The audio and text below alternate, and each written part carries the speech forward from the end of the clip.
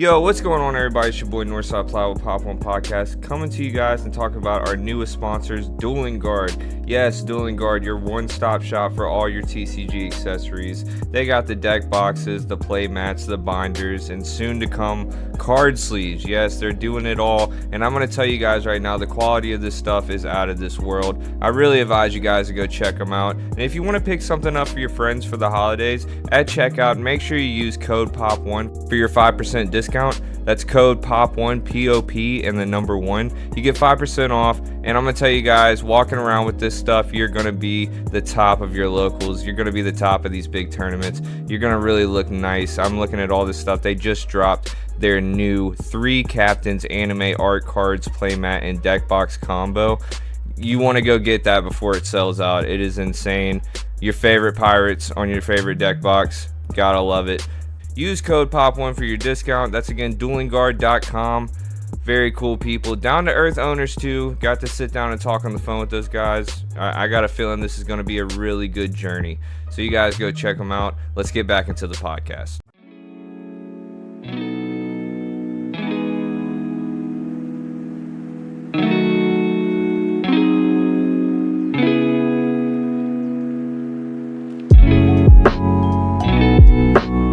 Hello, everyone. This is episode 9 of the Pop.1 podcast. I'm your host, Alexander Polito. Every guest we have on this podcast, I started with a very simple question. What got you into Yu-Gi-Oh?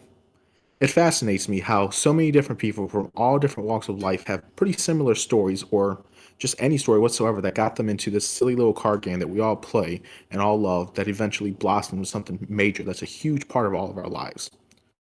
So far on this podcast, we've interviewed pro players, shop owners, team owners, but there's a different genre of players that is very important to the success of this game that we have not interviewed yet, that being the casual player.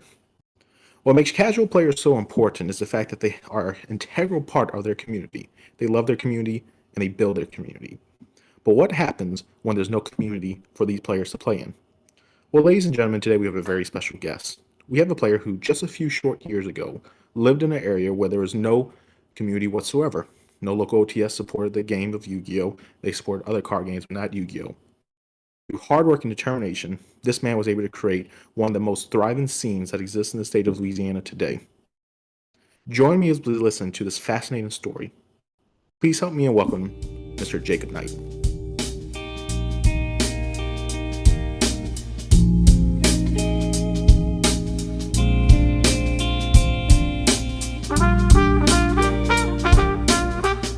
Hey everybody, thanks for having me. Yeah, no problem, dude. So Jacob, tell us, why Yu-Gi-Oh? What got you into Yu-Gi-Oh originally? It's kind of funny. I've been trying to really think about how I got into this whole thing. When I was a little kid, I remember just kind of stumbling across the show, whether it was on Cartoon Network or whether it was on like Saturday mornings of just watching cartoons. Like I just remember seeing the show and thinking like, oh, this is kind of cool. Like Blue Eyes White Dragon shooting laser beams. Like this is just kind of cool.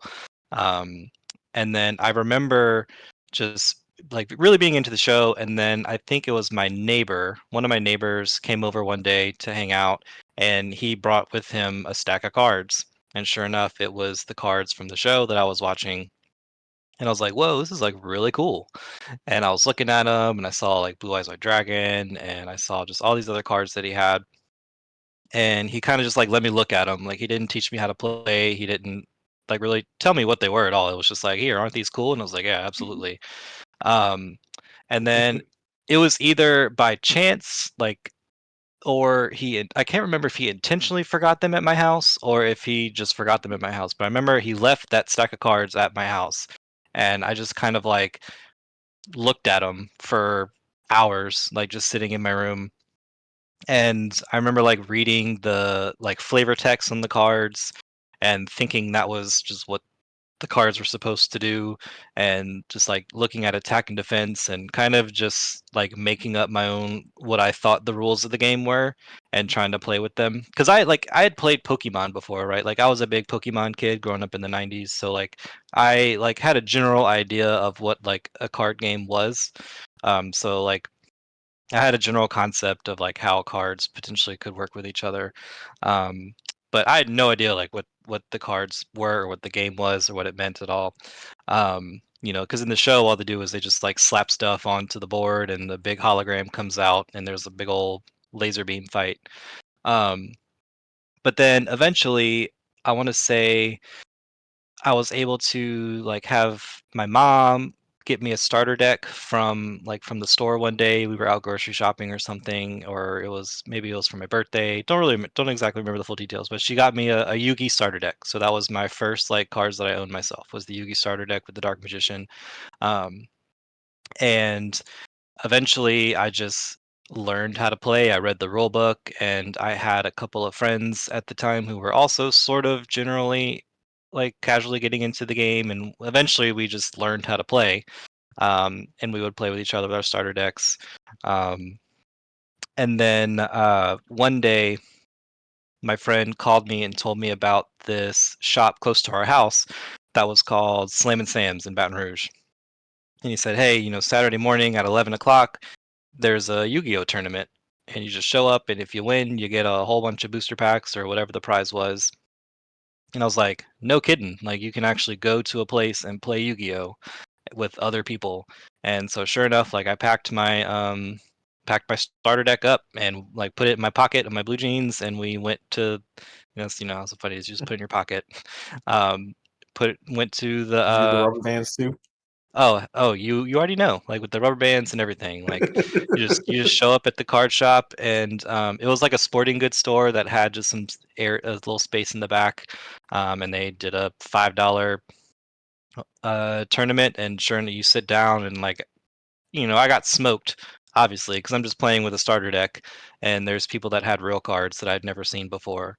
Um, I remember, one guy, he played, there's a card called Ground Collapse that locked Hmm. two of your zones, and the old school Kashtira Arise Heart lock back in the day, and he just happened to conveniently draw three of them in his hand, so he played them, and I couldn't play any monster cards, and I was just like, "How do you like?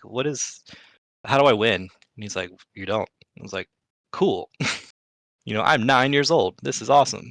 Um, so that was fun. So eventually, we kind of started to learn a little bit more about the cards themselves and start to open your own booster packs and kind of start to get a little bit more familiar with like good cards and build a just general like is I guess pre-goat format, like early Yu-Gi-Oh. Yeah. Um, Like and this is just what 2002, 2004 type of time. early 2000s um and just eventually just getting just a pile of good cards and putting them in sleeves and just showing up to Slam and Sam's on Saturday mornings to play some Yu-Gi-Oh! And that's kind of how the whole thing started.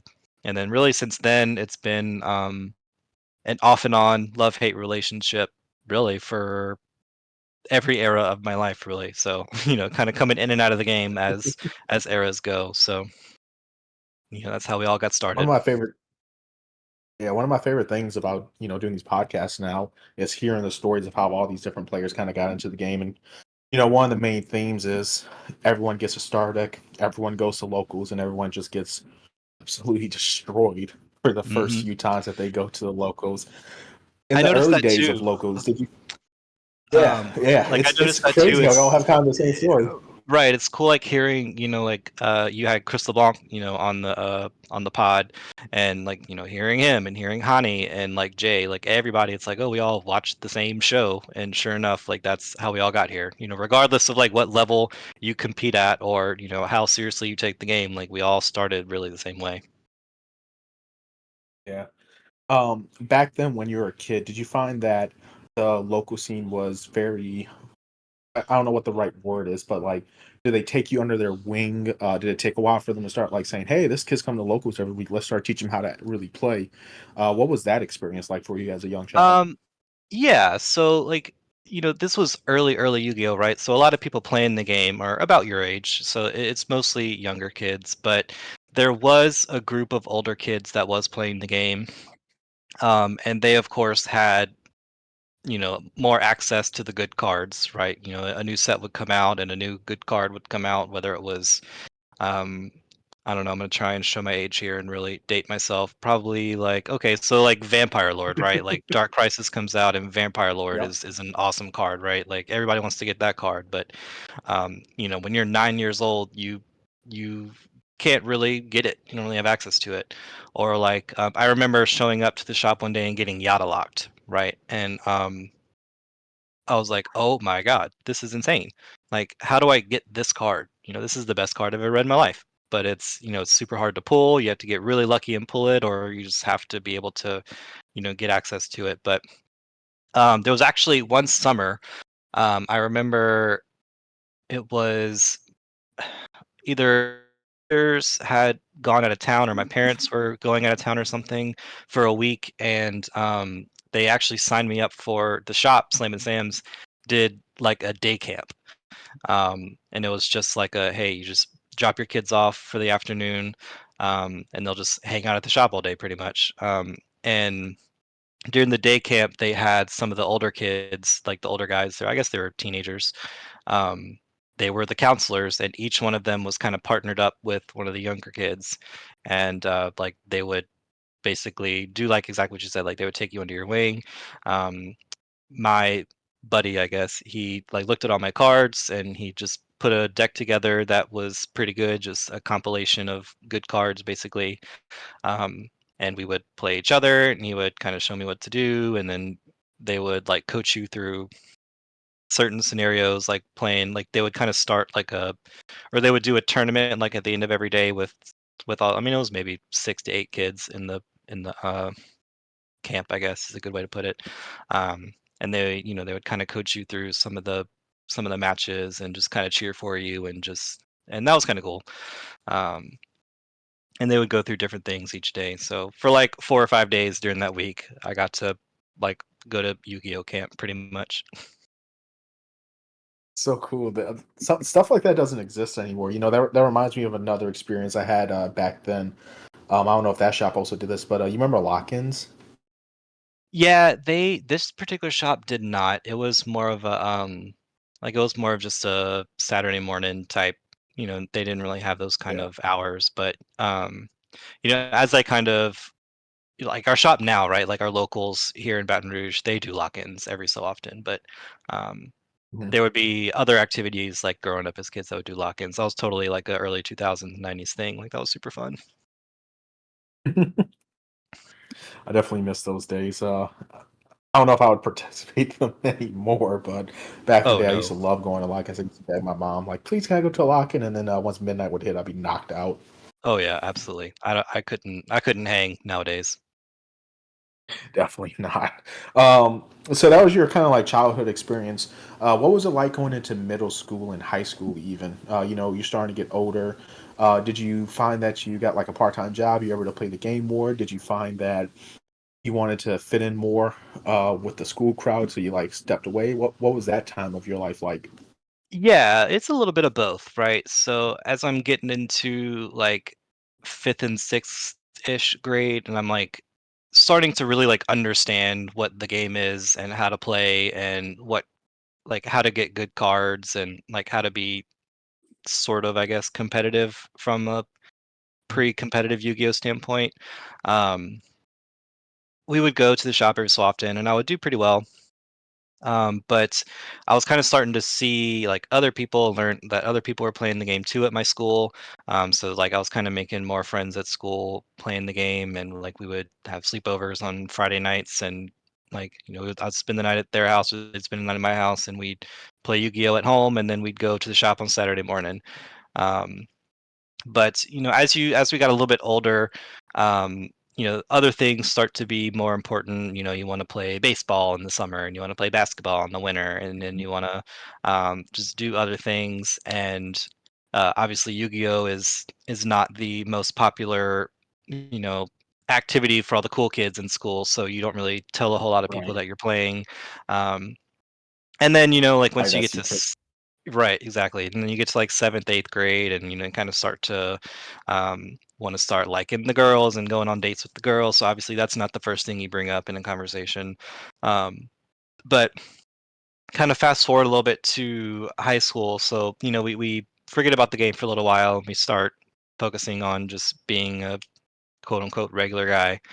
Um, but I want to say it was, I believe, the summer going into my senior year of high school. I get a part-time job at Raising Cane's, shout out. And I end up reconnecting with one of my elementary school friends who was also working there. And so we kind of like, talk about random stuff all the time. And then we decide that one day we are going to go take a trip to, because we're all driving at this point. So we said, hey, let's go take a trip over and visit one of our other middle school friends who had moved away to like maybe like a city an hour out of town. So let's take a day trip over to go visit him, and let's all like bring our old Yu-Gi-Oh cards. Wouldn't that be fun? Just have a just for old time's sake, let's Nostalgia. go visit him and just play with our Yu-Gi-Oh. So, we dug up our Yu-Gi-Oh cards, and then um, we're like, hey, let's go like to Target and buy some booster packs or something. So we like on the way there, we stopped at Target and we found like there's these like structure decks and there's these retro packs and there's like all these cool things. So we spent probably like 50, $60, just buying packs and random cards and just opening them. And it was really cool. So that kind of like um, reignited, I guess, just not necessarily a love for the game, but more so an interest. Like, oh, like, this is a world that still exists. We thought that Yu-Gi-Oh kind of was just a thing that was a fad and it fell off, but like, nope, it's still running. There's still stuff going on. So sure enough, I go online and just start like looking at cards and like, oh, these are cards that exist now. These are cool. Um, so that lasted for a little while. That summer, we kind of would hang out a little bit. We'd play a little bit and we'd talk about it a little bit, but nothing necessarily super serious. But then fast forward again to um, we're in college. My sophomore year of college, me and my roommate are just kind of laying around our living room, just like watching TV. And I think I had my laptop open and I was maybe on YouTube, just like kind of going down the YouTube rabbit hole, and I come up across Yu-Gi-Oh clips. So I started like watching the clips, and we're watching um, the show. I think it was maybe Yu-Gi-Oh GX. Like I was kind of binging Yu-Gi-Oh GX at the time, and then I said, "Hey, did you play a game called Yu-Gi-Oh when you were growing up?" And he says, "Yeah, it was awesome." I was like, "Yeah, wasn't it cool?" Like I'm like watching Yu-Gi-Oh! GX right now. Like I'm watching the show, and it's like it's kind of cool. It's kind of like giving me these, warm fuzzies. He was like, "Hold on a minute, I'll be right back." So he like gets in his car, leaves, goes home, grabs his cards from his attic in his house, and I'm like, "No shit." Like, okay, like now I got to go do the same thing. So I go to my house and then I get my cards and bring them back. And then sure enough, that's what really kind of exploded me into the like actual competitive scene itself. Cause we start, playing with our cards. We start like just, and then our third roommate comes in and he's like, "What are you guys doing?" And he's like, "Oh, we're playing Yu-Gi-Oh." He's like, "No shit. I'll be right back." And then so sure enough, he's got Yu-Gi-Oh cards. So he's going to his house, and so like the three of us, we all just kind of start playing Yu-Gi-Oh with each other. But it's really just, at the time it's just whatever cards we had we're playing with. Like we're not paying attention to what's real, what's banned, what's whatever. So then sure enough, a little bit after maybe a couple weeks of that, we kind of start looking at stuff on YouTube and realizing there's this whole world of Yu-Gi-Oh just outside of the college dorm room, right? Like there's people that go to tournaments and compete, and then they hand shuffle and have all these, PC white sleeves and all this like just this total world that we had no idea existed. And we were like, okay, we are going to aspire to be that one day. So let's look up the ban list. We're going to change our decks. We're going to throw away all these ban cards and we're going to be real players. So sure enough, we look up the ban list, take out all the crazy cards out of our decks that obviously we were not using properly anyway. Otherwise, we would have realized why they were banned. Um, and we go to either Toys R Us or Target or something, and we just buy a structure deck. I bought the Dragons Collide structure deck. That's the one that I got, and then my roommate number two got Dark World, and then my other roommate got Dragoonity, and so we built like actual real decks, and then we start playing each other with the real decks, and then we find out about this shop in the area called Rocket's Hideout. And so we go to Rocket's Hideout, and that's where we realize, like, oh, like you can come here and play.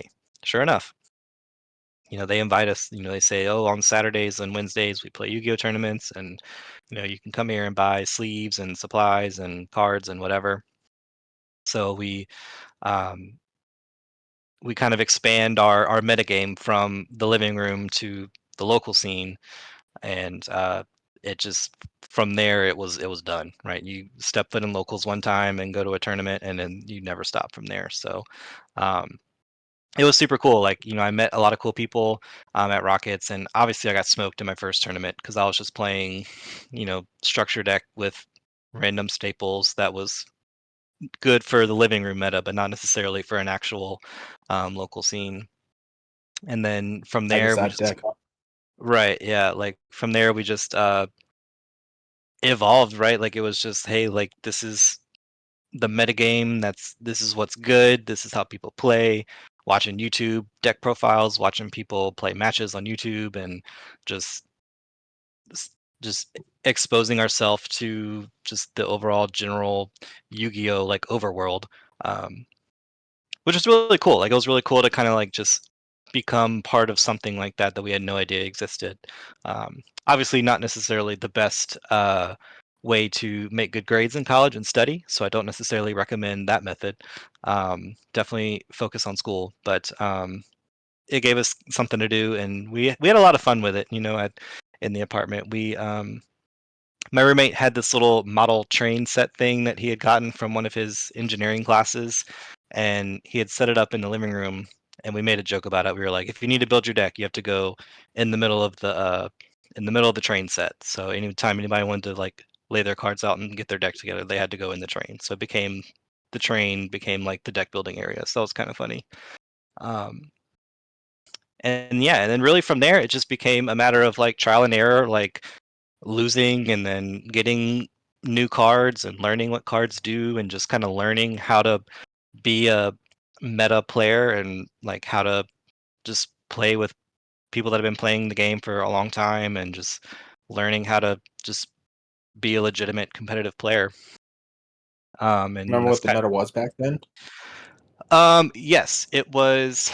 I'm trying to think. I want to say this was right before like the 2012 meta, like right before the like Okay. Insector, Dino Rabbit, Chaos Dragon wind up meta. Because I remember like Dragons Collide was the structure deck that I got, and that was the one that kind of like started the Chaos Dragon deck. Um, so I remember it being like right before that we kind of started like exposing ourselves to the game, and then like just kind of investing in it. And then like by the time that we were like full-fledged going to locals, like participating and playing, it was that format, the Dino Rabbit format.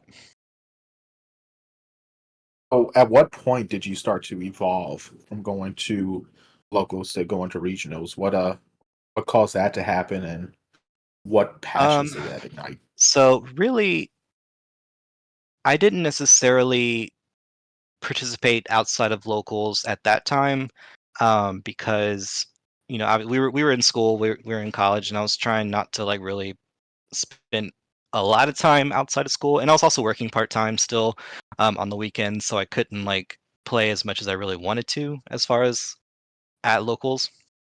So I think I went to my first regional, I want to say maybe a year or two after we like first kind of started going to locals, and it was in Houston. We drove to Houston overnight, and I participated in a regional there. It was at a mall, I think, and I want to say I played.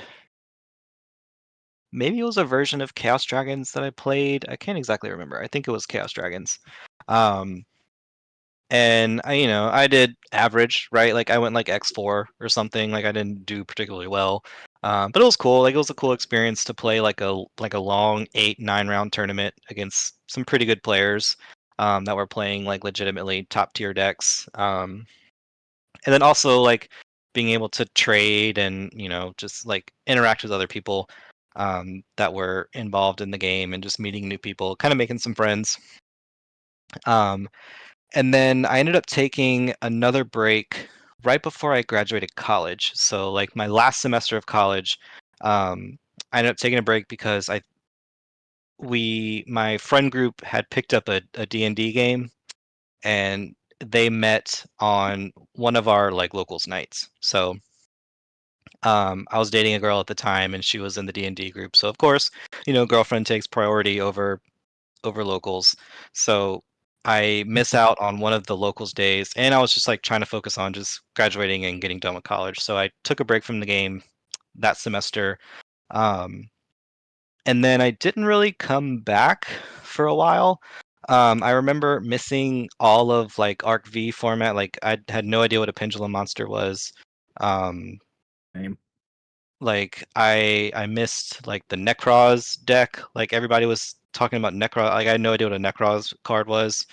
Um, and I was like sort of keeping, like I wasn't necessarily keeping up with the meta or keeping up with the format, but I would like look at cards, right? Like I would go online and be like, oh, like this is the most recent set, and here's what the cards look like. Like this card looks cool. I can't tell you from context of reading it, like, is this good or not? But it's got cool artwork, like that's fine. And it's expensive, so I'm just gonna move on and do something else. Like I'm gonna go watch a movie now. I'm not gonna spend $100 on a Nick Rosberry knack.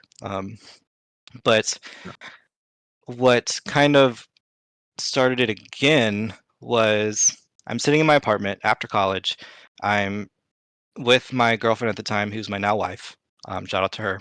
Um, and she was going through my closet for some reason. I don't really know why. She was trying to find like a board game or something, and sure enough, like she comes across my old like Yu-Gi-Oh backpack, and she's like, "Hey, what's this?" And I'm like, "Oh, that's a old card game that me and my friends used to play in college. It's called Yu-Gi-Oh, whatever." And so she like, I had a binder, and she takes it out, and she's like flipping through it, and she's like, "Do you still play?" I was like, "I mean, no, not really." Um, it's like, "Is it a game like Battle?" And I was like, well, now that you say that, I mean, kinda, I guess. Not really, but sure. They attack, and the bigger attack wins. It's like, okay. It's like, well, I wanna play. I was like, really? I was like, yeah, let's play. So I'm like, okay. So like I take out, I think I had a Shadal deck, like not a like full power Shadal deck, but because I remember going to Duelist Alliance Sneak Peek. That was my last memory of like being in the game before like going on to something else. Like I remember being at Duelist Alliance Sneak Peek and picking up Shadal cards, not like all of the cards, but some. And then I just didn't go back after that. So I had like a very broken, like not fully complete Shadal deck, and then I had a um like an agent deck maybe. Yeah, it was agents. Because remember Yeah, she the saw them Mars and she Azuses and everything.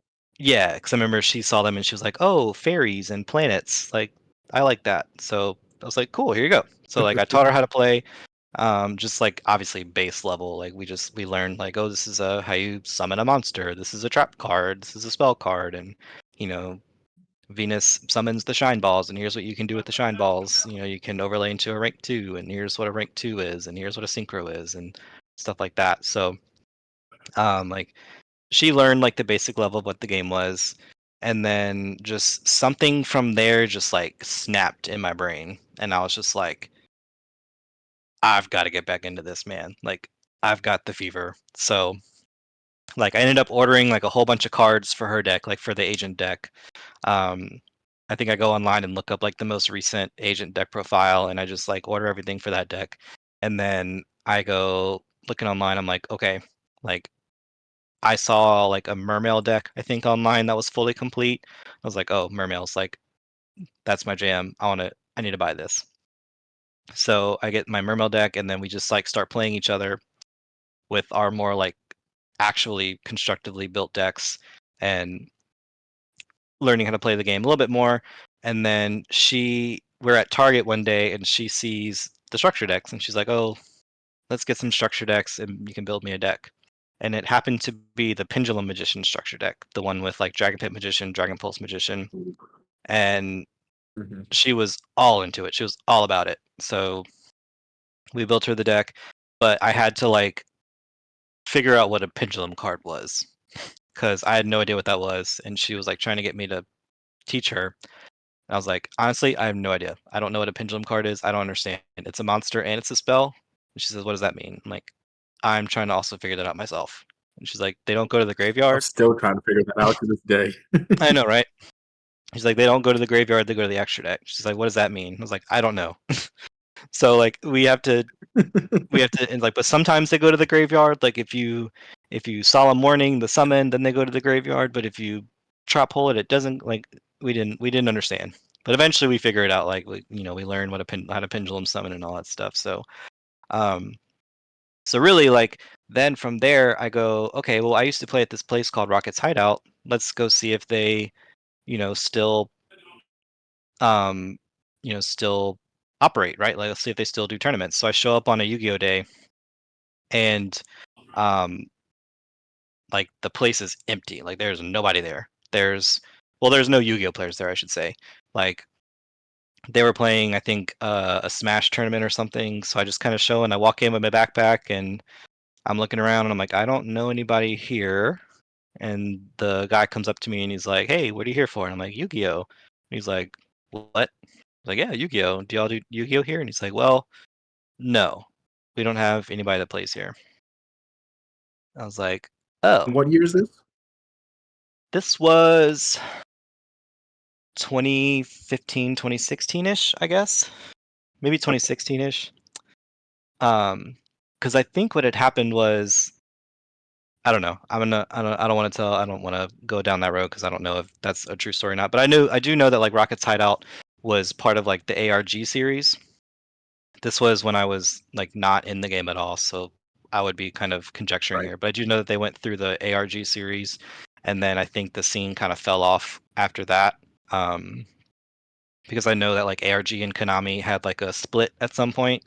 Um, again, don't exactly know the full details there. Someone else will be able to explain that better than me. But so like once that split happened, Rockets kind of stopped supporting Yu-Gi-Oh, and then they changed ownership, and then by that time, like just it was over. Like they would um, buy product, but like that was really it.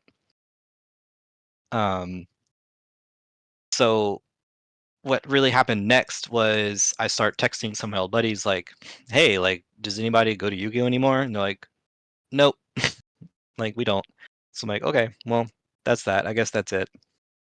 Um, but kind of bringing it all together, right? Like we ended up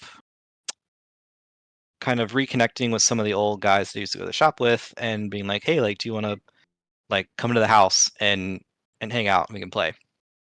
Like I'm kind of getting back into it. My girlfriend's into it. We're all playing like, get a couple guys over, we'll just hang out and we'll play. And so yeah, so that's they go, okay, sure. And now we're kind of getting into the part of like, I guess not to bury the lead, but this is how really just the scene kind of revived itself, right? So um we're basically in my apartment living room and so and so invites so and so and this person invites this person. So we've got like 8 to 10 people just in my living room just playing Yu-Gi-Oh! And Average locals. yeah, basically. So we're just in my house playing, and then it kind of just becomes like a hey, like this is actually like kind of fun, like kind of getting the old band back together, right? Like, you know, seeing everybody again and playing Yu-Gi-Oh again, and just kind of like being in a like round, just all hanging out doing our thing. Like this is super cool. Like let's kind of like make this a thing if we can. So I was like, yeah, sure. Like you guys are more than welcome to come over to my house whenever you guys want. Like we can do a thing. Like like we can make this a thing if you want. So um, I make this little like Facebook group page, and to be funny, I called it so my apartment was called Bristol Place. So to be sort of tongue in cheek, I called it the Bristol Place Yu-Gi-Oh League, BPYL for short. Um, and so I added all the guys to it that were that came that day, and I was like, hey, feel free to include anybody you want. And then I kind of put just a little set of guidelines together, like, hey, here's like we're gonna play by the ban list. We'll post, I'll post ban list updates in here. Um, and let's just kind of agree to some gentleman's rules, like, if you want to proxy a card, like that's one thing, but like let's kind of agree to a certain, um, to what extent can we proxy a card? Like, I don't own Pot of Desires because it's $100 card. Can I proxy it? Maybe not. Or like I have this card that's coming in the mail. Can I proxy it? Sure, absolutely. So we kind of like built our own little house rules. Um, and then like from there, I kind of just start going like, okay, well, since this is going pretty well, like let me just shoot my shot and just start kind of reaching out to all these other people that I used to hang out with. So I just start sending out Facebook messages to like anybody I can think of, like that was involved in the game at some point for either Baton Rouge, New Orleans, wherever. So I remember I sent a message like to Philip Campa, Philip Stabile, um, just I want to say some other New Orleans people who I can't think of at the moment. Just start sending out Facebook messages. I'm like, hey, like I have this little like community together. We're just kind of like talking about the game, and we're meeting up every so often to hang out at my house and play. Like you're more than welcome to join the group if you want. And they're like, yeah, sure. Go ahead and include me. So I start like adding some names into the group, and then like really the next thing that really like sparked it was uh shout out to Jake Johnson. He was the guy from uh the old Rockets hideout scene. I guess he kind of caught wind that we were getting together and playing, and he, I guess, somehow had gotten a hold of a case of what was that set? It was, I want to say it was the set with Firewall Dragon. So link Or format. maybe I'm trying to think because this was. I want to say that was it. It's gonna bug me, but I'm pretty sure it was that set. So I'm pretty sure it was after Maximum Crisis. Because Maximum Crisis was like the first set that I think I had like actually started investing in like as an actual returning player. Because I remember that was hearing from other people, like that was the set that was gonna have Ash Blossom. That was the set that was gonna have True Draco, and like that was gonna be a really meta like crushing set. It was a Code of the Duelist. Yes, I'm pretty sure that was what he had a case of. Um, And this and is 2018 at this. Yeah, we're right around there. Because actually, what had happened was I think I kind of skipped a part was during our little like meetups at the house. Somebody had told me about like, hey, there's this card shop called um, Chuck's Field of Dreams, which is in Albany. Um, and they do Mhm. Yu-Gi-Oh tournaments on Saturday mornings as well. So if you want, we can like go there on Saturdays and then come back here Saturday afternoons. It's like, yeah, sure, I'll give it a shot. They So would we use end you. up Yep. So we go to Chuck's on Saturday mornings. We make it's like a 45 minute drive from my house. So we make the trip out there, and that's where I like start to learn about locals again. Like that we get involved in their locals, and it was a really small locals out there at the time. Um, but like you're playing for store credit or prize support or whatever it was, and just meeting some other people. So I said, hey, like I have this. We're trying to build like this little community in Baton Rouge. Like I'll invite you into our little Facebook group so you can be a part of it, whatever. And they say, yeah, sure. So anyway, so our friend Jake, he has a case of Code of the Duelist, and he said, like, I got to get rid of these boxes. What can I help you guys out with something? And I was like, tell you what, let's just play for them, right? I mean, like you're just trying to get rid of them, so like I can get 8 people together and we can play a tournament for them. And he had probably somewhere between 10 and 12 boxes, so he just gave them all to me, and then I just kept them in my apartment, and I said, okay, well, here we go, we'll fire them off. And so about once a week or so. At that point, like every Saturday or Friday night, um, I would show up to wherever we were meeting up at, whether it was at my house or whether it was somewhere that was a little bit more kind of in the middle of where everybody could meet up. And I would bring the box, and we'd all pitch in like a little bit of money, and we'd play for it. And so that was like our So first you like. legitimately, Oh, go so ahead. you legitimately started a local scene at your apartment because you didn't Yeah, have a shop that supported right. Yu-Gi-Oh. Right. It was, I mean, it was a like a series of like just kind of fortunate coincidences, I guess. But yeah, pretty much like we started a local scene from my living room. Um, and so we start playing for these boxes, and um, like one day I would win it, and then the next time somebody else would win it, and then as people like kind of start to realize what we're doing, like a couple more people would show up. As they would hear through the grapevine that like we're meeting up to play Yu-Gi-Oh and play for these boxes. And so like we would get in between 8 and 12 people, on a Friday night or a Saturday night, just wherever it was that we were meeting up, and they would play for the boxes. Um, and then like that's kind of just how like we all really became a community. And then right around this time, uh, James, who was actually like his family was the family that owned Rocket's Hideout. Um, he had started to like put word out there that he was going to be opening up a new shop. Um, so he was kind of like sending out his messages to people and just like kind of doing his little like grassroots marketing as far as like, hey, around 2018-ish, like we'll be opening up a shop. Um, if you guys want to come. And so sure enough, fast forward to then really is I want to say this was like right around the time Expo was coming out, Extreme Force. Um, Mhm.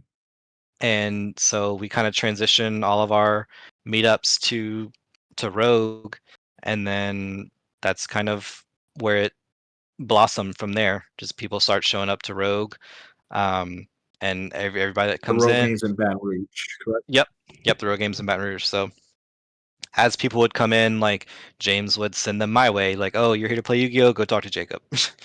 um, and so it was like, "Hey, yeah, let me get your phone number.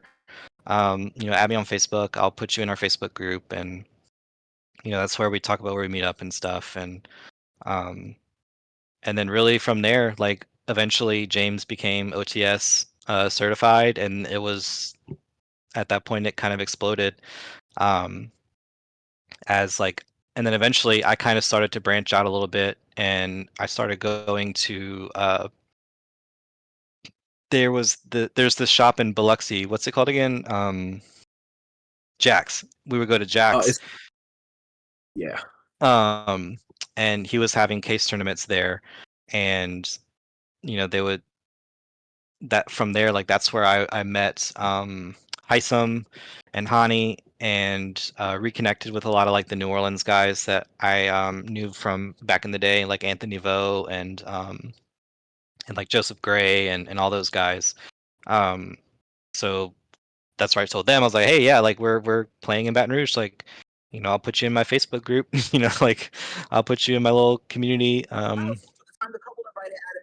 group, and you guys can keep up with kind of what we're doing, just in case y'all are in the area, y'all can swing by. um, and then that was really cool for me too, because I would go to that case tournament, and you top those case tournaments, and he would give you not necessarily whatever case was available. He would kind of just like let you pick the the inventory. So like I would walk out of there sometimes with two displays of special editions back in the day when they did that. So like I was able to just Yep. like fill up my binder with binder bling, and that felt super cool.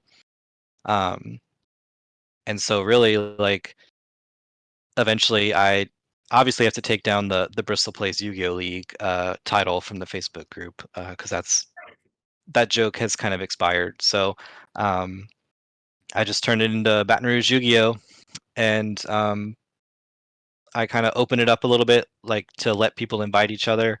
And so it went from a Facebook group of like 6 people, just kind of posting where they're at, what they're doing, to, I mean, now it's the official, like, it's that same Facebook group is the official, like, Yu-Gi-Oh page for the Rogue games now. Like, probably if we pull it up right now, we would probably see like my old like house rules and some of the old like things that I would put in there, and so it's kind of funny to see like how it's really cool to see how it's grown. Now there's 300 people in there, Hmm. and it was kind of cool to be like just the Baton Rouge guy for a while. Like I would go Yeah. to, like, everybody knew me as like, hey, that's the, Baton Rouge, call Jacob, or like, you want to play in Baton Rouge, Jacob will show you where to go, or, oh, Baton Rouge is in the house. I'd show up to Pandemonium Gaming to play a tournament there or something, like, oh, Baton Rouge is here. So um, it was pretty cool, like, just to kind of see the evolution of, like, we're just playing in my living room, like on the couch, to where we are now, right? Which is we have a full local scene, and we've got a lot of people in the Facebook group. Like, we have a very active group chat, of people that are really interested in the game, and we get new players coming in every so often, and so it's just it's kind of cool, like, when you sit back and think about it, like, just to be, like, it feels really special to, like, kind of have been a part of that, right? Like, just I get to look back on it and think, like, even though I'm kind of in the back end, I guess, of my career now, like, just, like, I really helped just kind of build the house here, right? Like, so just kind of like, look at the house you've built, so it's pretty cool. Yeah. It's been a really cool experience to see it, like, grow and evolve, and um survive, like, through COVID and all that. Yeah. That's kind of what's cool about growing as a Yu-Gi-Oh player. There kind of comes next generation of players. It almost feels like, you look back in the day, Billy Brake was the most dominant player on the face of the planet. And nowadays, it's Jesse Cotton and Crystal Blanc. And it's really cool, you specifically being such an integral part of the upbringing of the Baton Rouge Yu-Gi-Oh scene. I remember in 2018, I used to work a corporate job that took me out to Baton Rouge a lot. And this was early 2018. I went to every single card shop in that area looking for Yu-Gi-Oh cards because I was getting back into Yu-Gi-Oh at the time, and nobody, I mean nobody, had like any Yu-Gi-Oh product at all. hmm Yeah, it was really hard to get, and it took a while for Rogue to, like, get certified as an OTS shop.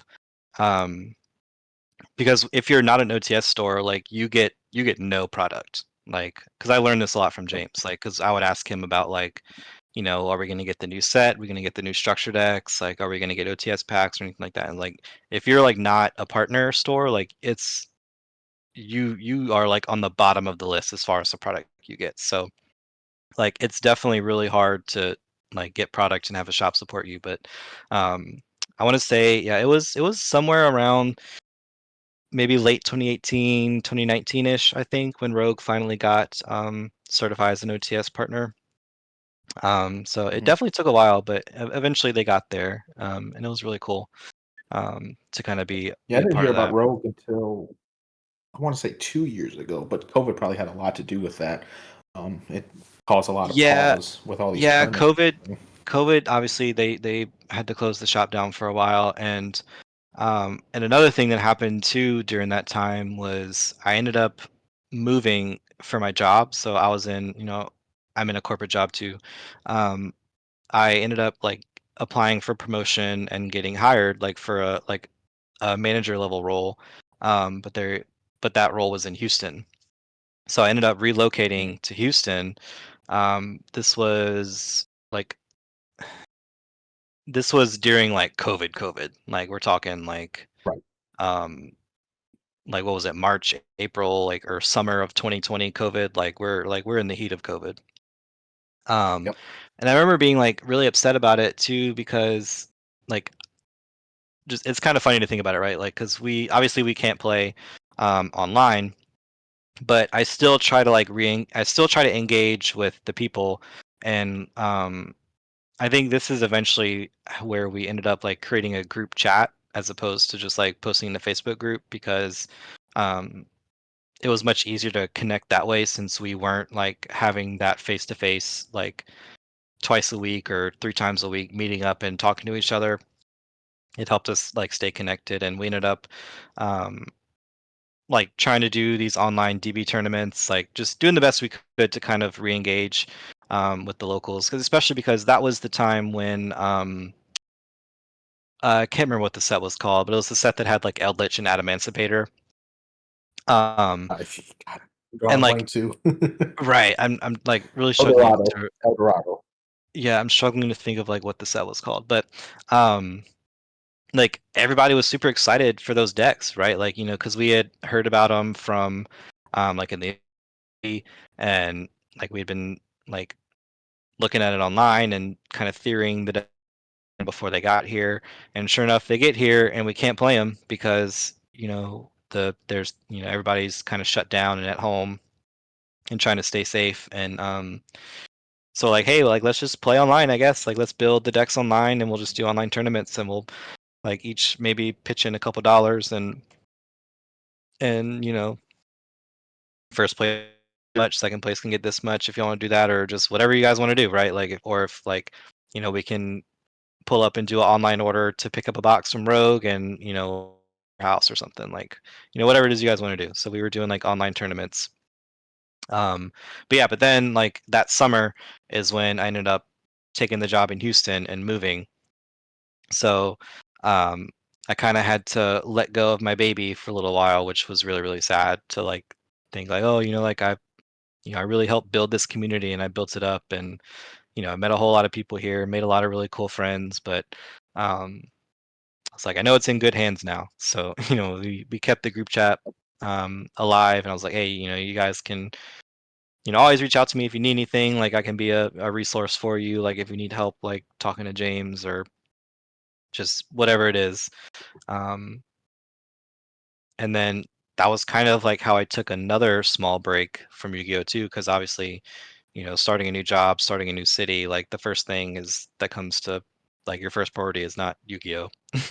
um, Right. trying to like just get relocated, moved in, and um, like just get acclimated into your new city and into your new job. But I would go to locals here and there after we got settled um, in Houston, and it was cool. Like, I mean, it was very competitive. Like, it was, like, I mean, it's no secret that they have a lot more people in Houston, obviously, than Baton Rouge. So the local scene was much bigger. As opposed to a 12 to 18 man tournament in Baton Rouge, they were getting 50 people to show up for a Monday night, right?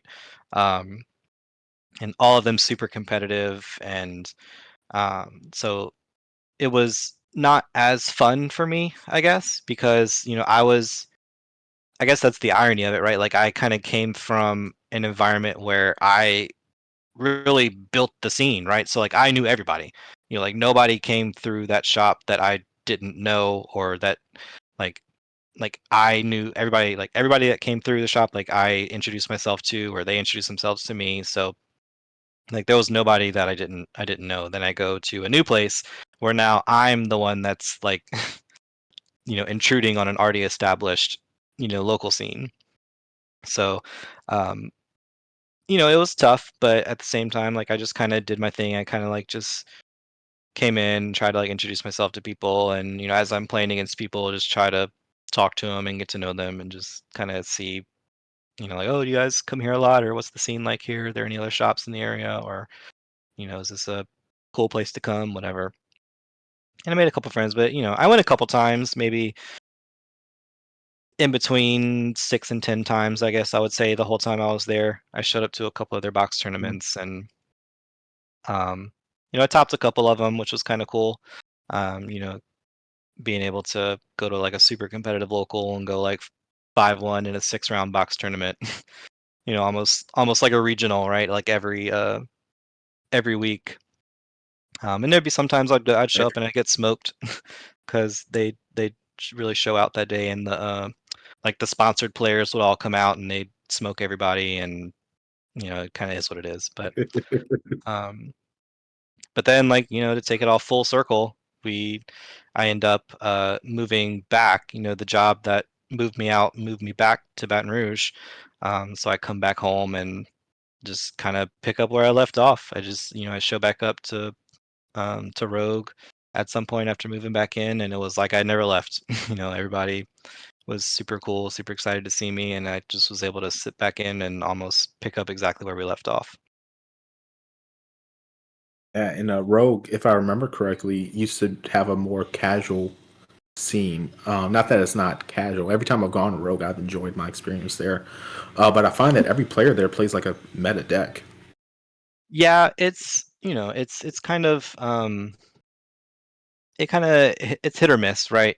Um, Mhm. like a lot of people kind of have their favorite pet deck that they like. Like there's some players that kind of stick to their one deck that they like, and they just kind of you know adapt it to whatever format is being played. Um, but yeah, when we first like kind of started playing, it was like super casual because like you're growing a community, you're growing a scene, like you're really kind of re-engaging with a player base that didn't necessarily exist before. So like a lot of people are coming into the game for the first time. So like I kind of took on more of a role of like bringing people in versus like trying to really heighten the competitiveness of the scene. So, like we're building people like True Draco decks, we're building people dinosaur decks, like just getting them just whatever kind of deck that they can come in and at least like be competitive with. Um, as opposed to like me playing with like full power, Electromite Pendulum or full power Goki, right? So just something Right. for them to at least be able to hang. But yeah, but like kind of as it's evolves, um, the players have gotten better and learned each other more, and also like you know I don't just the Yugi boomer in me is kind of like the card power has gotten better, right? Like I mean, Mhm. like obviously 20 whatever it was 2018 2016 like you had Firewall Dragon, which is one of the best cards ever made, but like you didn't have cards like Nibiru or Triple Tactics Talent or like Triple Tactics Thrust, like just all like Forbidden Droplet. Mhm. Like all these just like super duper strong, powerful staple cards that like everybody has access to now. Um, so like as the more casual players start to get more access to those cards, then it's like okay, now they're like whatever rogue strategy that they like is now a really formidable deck because they get to play the same power cards that all the good decks play. So yeah, so Right. it's gotten really good. And then we've had players come that have like invested in themselves. Like you had Jay on the channel or on the pod a couple weeks ago, and like I mean, he's the perfect example of somebody that like invested in himself and worked on the game and became like they transcended like that to the like next level type player. Um, And make no mistake, you are an insane player. I met uh, you. I met you in 2019. We were at a. I don't know if you remember this. It was an OTS. We were in top eight. Um, Fun fact about that day, I didn't. I was new. I was still new to the game. My buddy Sean Bennett, shout out to him, taught me how to play the Salaman. Great deck with three structured decks, delay debugs, all that stuff. I went into a tournament and I just got lucky all day. And the reason I know I got so lucky is because after round one, I thought to myself, I don't know how to side deck. I'm not going to side deck this entire tournament. oh my god. And then I somehow managed. So I somehow managed to win every match up until top eight, where I played against you. And we're going into time. I'm like, I'm not going to win with time. I'm going to give this guy some extra time so he could play. And then, I passed to you, and the guy's like, hey, it's end of like turn. It's not end of phase for like the special rules. And then you proceed to OTK me. I'm like, hey, man, that was awesome, dude. That was really cool. But it started to fire me. It was like, okay, I got to beat this guy now. And I That's played hilarious. against you, I think, 5 times now, and I've only beat you once. Yeah, you got me good at the regional earlier this year. Um, I Yeah. had not really been. I think I'd kind of. I don't think I knew what the Pearly deck was. Like Yep. I hadn't played against it yet at full power, so like you played against. I was playing Sword Soul, just whatever basic deck, because I hated that format, the Kashtira format. I hated it so Yeah. much. I was like, I hate this deck. I hate Kashtira. I was really big into Tier, so like when Tier got banned and Kashtira came in, I was I was very upset. So yeah, I played against you in the Funny, regional, and you're playing Pearly, and I like got totally smoked. funny Um, enough, Hurley was the reason I started to enjoy that format because I too hated Cash Tier, mhm. and I've played Cash, but I hated the deck. And the Pearly came, I was like, oh, this is fun. Yeah, but I totally remember the match you're talking about. I remember that was right when I think Soul Fusion had just come out, and I built Thunder Mhm. Dragon. Like that was like probably my favorite deck of all time that I've played. Like I built Danger Thunder Dragon, um, and like I don't know what it was, but I was just crushing people that day. Like I was 2-0ing everybody. I definitely was like I was having a really good day. Um, Yeah. yeah, and I remember getting paired against you in top eight, and I totally remember exactly what you're talking about. Like we go into time, and yeah, it was something about like we just kind of kept playing, and I don't know, whatever way it was, like you definitely should have won that game. Like by the way, like I like I kind of look back on it and I'm like, I was like, there's really no way I should have won that game. Um, but I remember it being like a super sweaty game. Like you like were playing super well. Especially like because I had been like just totally smoking people the whole day. So like going to get like I was totally just kind of like struggling because I was like, man, like this is the first time I've really had to like think out my plays or like really like be like someone putting up a fight. Like I was not like ready for it. Um but um totally appreciate the the good faith there, I guess, because I think that was definitely like one of my favorite tournaments I've ever played in. Definitely one of the best like finishes I've ever had. Like I think I lost in the finals of that tournament, which it Oh, was a did you? OTS championship. I remember playing against Joseph Gray in the finals, and he beat me in game three. Yeah. Um, He's uh, kind of good. yeah, he's the same relationship that I have with him. Like I think I've maybe beaten him in my life maybe once ever. Like Yeah. he's an incredible player. Like he's one of those like those thresholds. Like you got to be able to beat this guy to be a really good player. Um, Oh, absolutely. Um, um, Kind of tying it all full circle. You have a newborn, huh? yeah. So 2023 was kind of a crazy year for me. I didn't really like engage in the regional circuit really as much this year because I knew that the baby was going to be born in the summer. Her due date Mhm. was either the week before, week after, or something. I think the week before nationals. So I was like, yeah, like I'm not going to nationals, like ain't no shot. So like I didn't play as many. Like we had the regional in our city that I went to just to play.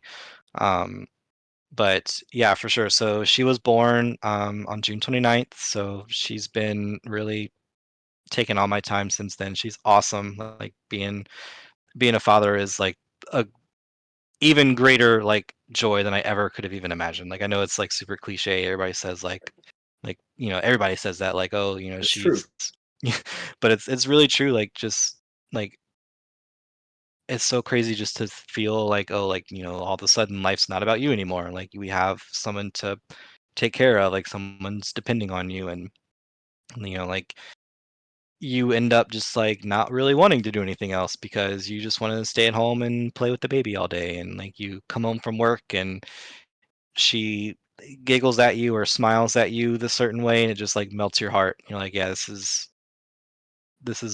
my life. Like this is really cool. So it's been really That's cool, like awesome. kind of transitioning into like that new kind of phase of my life. Like she's been awesome. Right. But you still make time for this game. It's still a hobby. I know you still go to locals. How do you juggle, being a father and a husband and playing Yu-Gi-Oh, even at a Yeah, casual local level?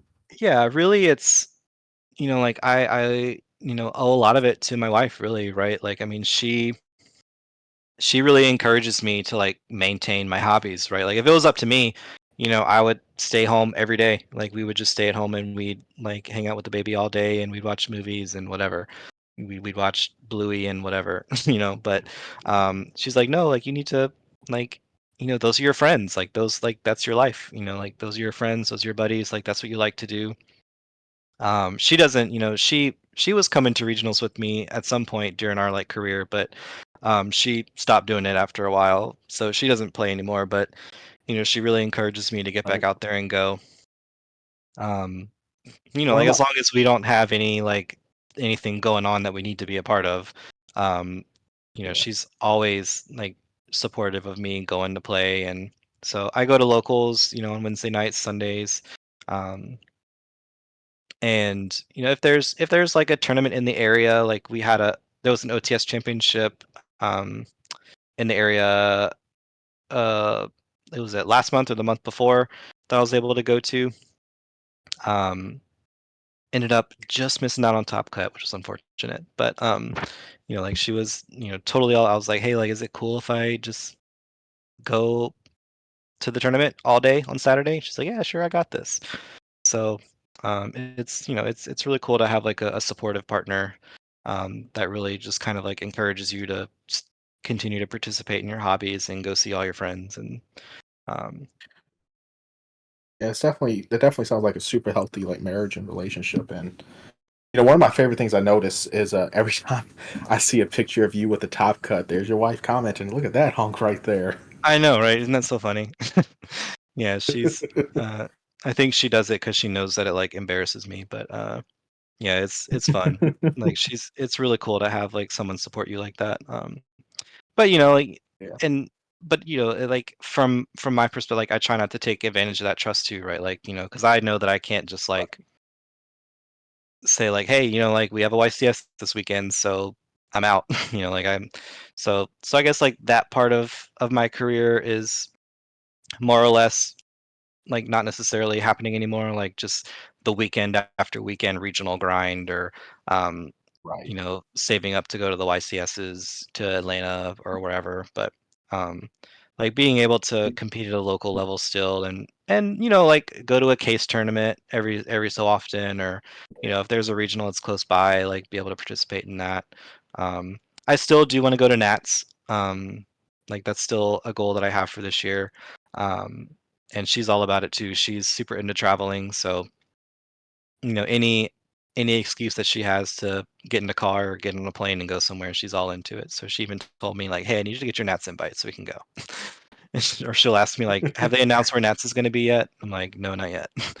She's like, "Okay, well, when you Not find yet. out, please let me know so we can book our flights." I'm like, "Hell yeah, sure." That's just such an event in North Carolina this year. God, I can't believe the year's almost over. It was so fun. Nats is, if you go to one big event a year, I'd say Nats is the one to go to for sure. Oh yeah, absolutely. Like that's kind of what we had talked about too. I was like, yeah, like I don't really have an interest in go into the YCSs really much anymore. Like I'll watch the stream or I'll keep up with like what the meta's like, but like if I can only go to one event, like we're gonna go to Nats. Like Nats is a blast.